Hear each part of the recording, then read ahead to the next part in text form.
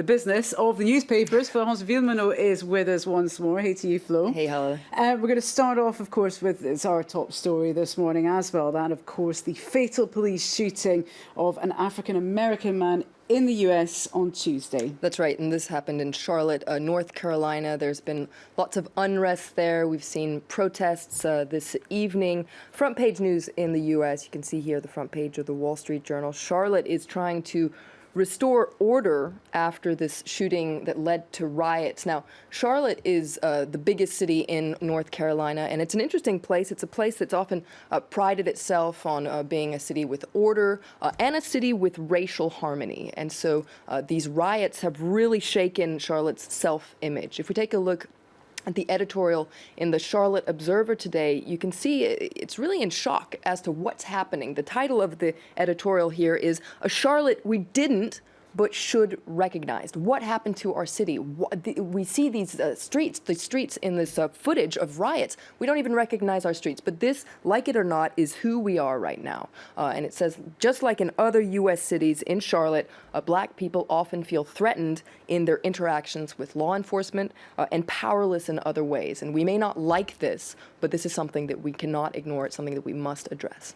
Well, of course, at the centre to those protests is the fact that the fatal shooting was caught on a police camera, and the police don't want to make it public. They have, however, shown that footage to the victim's family. That's right, and the Charlotte Observer once again points out that there are two very different narratives that have emerged as to what happened in this video. Police say that Keith Lamont Scott was brandishing a gun, and therefore the shots appeared justified. Meanwhile, his family says that he was killed while walking backwards, hands at his side. Now, yesterday the Charlotte Observer was calling for this video to be made public. Today it's actually the New York Times in their editorial. They're calling for the release of the Charlotte police video.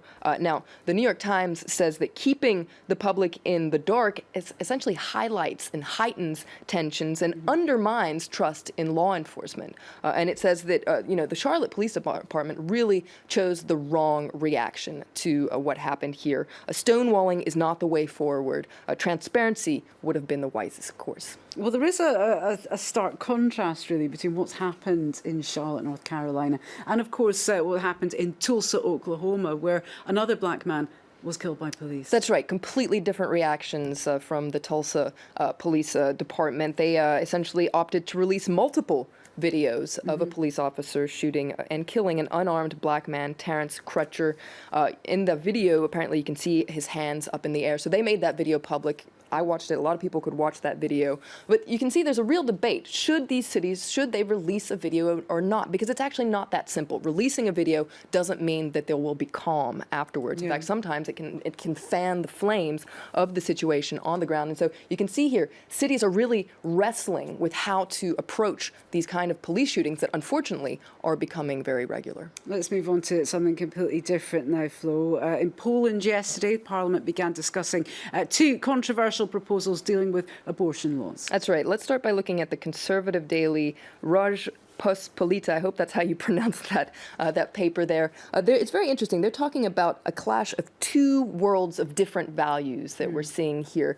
Because MPs were, first of all, examining a proposal put forward by the group Stop Abortion to completely ban abortion in Poland and to increase penalties up to 5 years in jail for women who have abortions and doctors that carry out abortions. But they were also examining a second proposal, this time put forward by the group Save Women, that actually wants to make it easier for women to get an abortion in Poland. They essentially want any woman who asks for an abortion up until 12 weeks of pregnancy to be able to get one. Because it is quite hard to get an abortion in Poland as it is without even have the threat of jail over the top of it. Absolutely. Poland has some of the strictest abortion laws in Europe. You can read more about that in the Polish version of Newsweek, which points out that the abortion law that dates back from 1993 is very restrictive. Abortions are only legal in cases where either the mother or the child's life is in danger and in cases of rape or incest. So if this new law is adopted, this law banning abortion outright, Poland will be the only country in the European Union that has such restrictive laws, but also also it will be one of the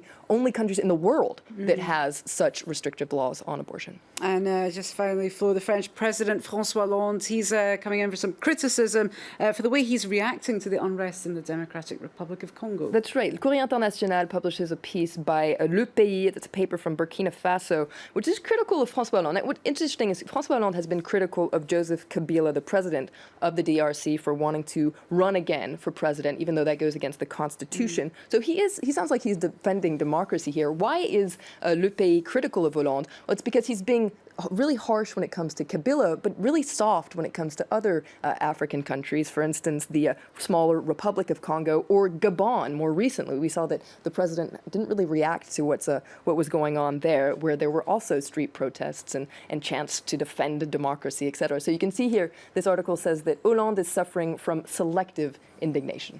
Dear. Thanks for that, Florence Bielmano, taking us through the international press. Thanks also to Charles Pellegrin for taking us through the business news. And I'm Hala Mohideen here with you on France 24. Don't go away.